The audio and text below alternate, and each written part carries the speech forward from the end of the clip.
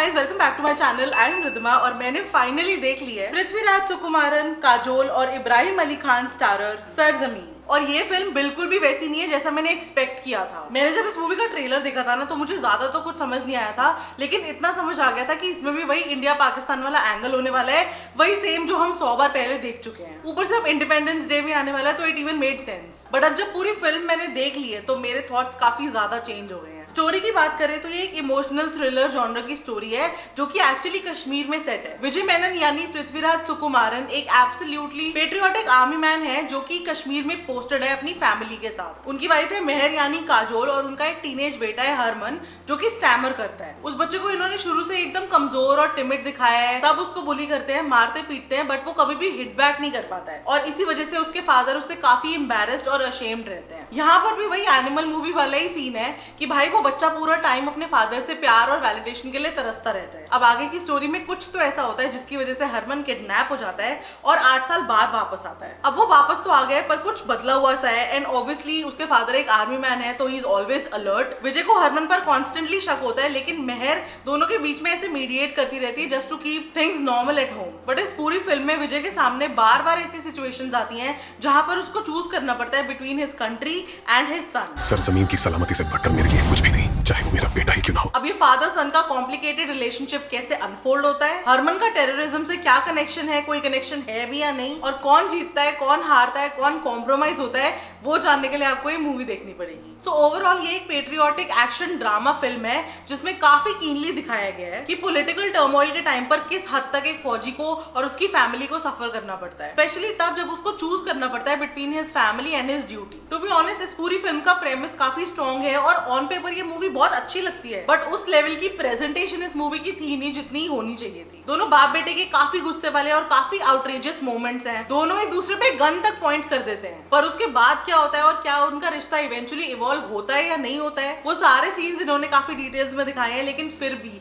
इतने सारे heart to heart moments होने के बाद भी आप बिल्कुल इमोशनली कनेक्ट नहीं कर पाओगे इस फिल्म से। वो सारे इंसिडेंसेस काफी ब्लैंड और काफी फॉरगेटेबल है। It has only worked in parts for me, जैसे कि काजोल का फिर वही सेम माँ वाला अवतार की भाई मैं हूं तो मेरे होते हुए मेरे बच्चे को कुछ हो ही नहीं सकता, मैं होने ही नहीं दूंगी। पूरी स्टोरी का एंड अच्छा है, क्लाइमैक्स अच्छा है, जो प्लॉट ट्विस्ट आता है वो काफी डिफरेंट है आपकी उम्मीद से। जो आप सोच रहे होते हो वो तो बिल्कुल नहीं होता है। बीच बीच में मूवी काफी स्लो हो जाती है तो आपको थोड़ा बहुत फॉरवर्ड करना पड़ता है, लेकिन फिर भी आगे क्या होने वाला है वो जानने के लिए आप काफी कीन रहते हो। माय पर्सनल ऑब्जर्वेशन, अगर आप 1.5 पे ये मूवी देखोगे तो आपको सही लगेगी, otherwise you are going to find it very slow. Actors की बात करें तो Prithviraj Sukumaran has looked amazing. उन्होंने वो इमोशनली एब्सेंट फादर का रोल काफी अच्छे से प्ले किया है। मोस्टली पूरी मूवी में वो आपको स्ट्रेट फेस के साथ ही मिलेंगे, लेकिन जहां पर जरूरी था, जहां पर एम्फसाइज करना चाहिए था, वहां पर वो रोए भी हैं और उन्होंने काफी अच्छे से इमोट भी किया है अपने आप को। Kajol was as usual wonderful, she has looked beautiful and she has acted phenomenal. आप मुझे बताना कि क्या आपको भी उनके कैरेक्टर में काफी स्ट्रॉन्ग फना की जूनी वाली वाइब लगी या नहीं लगी, क्योंकि मुझे तो लगी,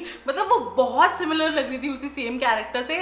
एंड भाई मेरे को लगता है she hasn't aged a bit, वो तब भी वैसी ही दिखती थी और अभी भी वैसी ही दिखती है। And she was amazing in the climax as well. जितना लगता है शुरुआत में कि भाई she is just going to play the mother and everything, but no, उससे काफी ज्यादा कंट्रीब्यूशन है उनका इस फिल्म में। Both Kajol and Prithviraj were the strongest links of this film, Ibrahim Ali Khan being the weakest. For sure वो नादानिया जितना बुरा तो नहीं था यहाँ पे, but he was still very average. मतलब वही बात हो रही है कि भाई हमने बार ही इतनी नीचे सेट कर दिया कि हमें लगता है कि हाँ थोड़ा सा भी बेटर करेगा तो यार इसने सही कर दिया, यार ये बेटर हो गए, पहली वाली मूवी से तो बेटर है, देख लो। बट ओवरऑल वो अभी भी बुरा ही है। मोस्टली इब्राहिम ने भी स्ट्रेट फेस ही रखा है पूरी मूवी में, लेकिन जहां पर गुस्सा और रेज एक्सप्रेस करना है वहां पर एटलीस्ट ही वाज स्टिल थोड़ा सा decent, but he still can't do dialogues. And शायद इसीलिए उसको दिए ही नहीं ज्यादा डायलॉग्स कि भाई तुमसे ना हो पाएगा, तू रहने दे, तू प्लीज रहने दे। इसीलिए इस फिल्म में भी उसके सारे डायलॉग्स डब्ड हैं, ये उसकी असली आवाज ही नहीं है। सपोर्टिंग रोल्स में बमन ईरानी और मिहिर आहूजा भी हैं इस फिल्म में। मिहिर आहूजा को आपने आर्चीज में देखा होगा पहले, एंड आई थिंक वहां उसको ज्यादा किसी ने नोटिस नहीं किया होगा, बट यहाँ he was really very good. काफी अच्छा गेटअप, एक्टिंग, एक्शन, मतलब he was a whole package. Unpopular opinion, he was hands down better than Ibrahim. Comment down below अगर आपको भी ऐसा ही लगता है तो। सॉन्ग्स वही ओल्ड क्लासिक, सोनू निगम, श्रेया घोषाल, मोहित चौहान की आवाज में एकदम सोलफुल गाने जो कि मुझे तो बहुत ही अच्छे लगे। एंड जिन मोमेंट्स पर वो गाने आते हैं वो भी काफी अप्रोप्रिएट है, और जिस तरीके से उन गानों के लिरिक्स लिखे गए हैं एकदम उन सिचुएशंस को दिमाग में रख के, वो चीज भी एक्चुअली काफी अच्छी है। प्रोड्यूस इस फिल्म को करण जौहर ने किया है। तभी इब्राहिम को नादानिया जैसी फिल्म के बाद एक और चांस मिल गया, वरना लेट्स फेस इट कोई और ये रिस्क कभी नहीं लेने वाला था। बामन ईरानी के बेटे कायोस ईरानी ने इस फिल्म को डायरेक्ट किया है, जिसको आपने स्टूडेंट ऑफ द ईयर में सूडो के रोल में देखा होगा। सो कायोस का ये डायरेक्टोरियल डेब्यू है and to be honest direction काफी एवरेज है और कहीं कहीं पर स्क्रीन प्ले भी काफी खराब है। वॉल्यूम का भी काफी इशू लगा मुझे बिकॉज बैकग्राउंड म्यूजिक तो काफी ज्यादा लाउड था एंड डायलॉग्स काफी ज्यादा लो इन वॉल्यूम। अगर आपने भी ये चीज ऑब्जर्व की है तो मुझे कमेंट्स में बताना। सेकेंडली मुझे बीच बीच में सीन्स अननेसेसरीली काफी ज्यादा डार्क लगे, सो डार्क कि अगर आप अपने डिवाइस की ब्राइटनेस 100% करके भी देखोगे तो भी डार्क लगेगी। And thirdly the action scenes were also pretty badly executed. So Sarzameen Jio Hotstar पर रिलीज हुई है 25 जुलाई को और इसका रन टाइम 2 घंटे 16 मिनट है। मेरे अकॉर्डिंग काफी स्ट्रॉन्ग स्टारकास्ट होने के बाद भी it still couldn't deliver what it promised. First half okayish है लेकिन सेकंड हाफ में ही है सारे ट्विस्ट एंड टर्न्स जो भी हैं। आई एग्री लोगों के काफी मिक्स्ड रिएक्शंस आ रहे हैं लेकिन मेरे को ये काफी एवरेज लगी because I am a huge fan of patriotic movies और भाई मैंने इस जॉनर की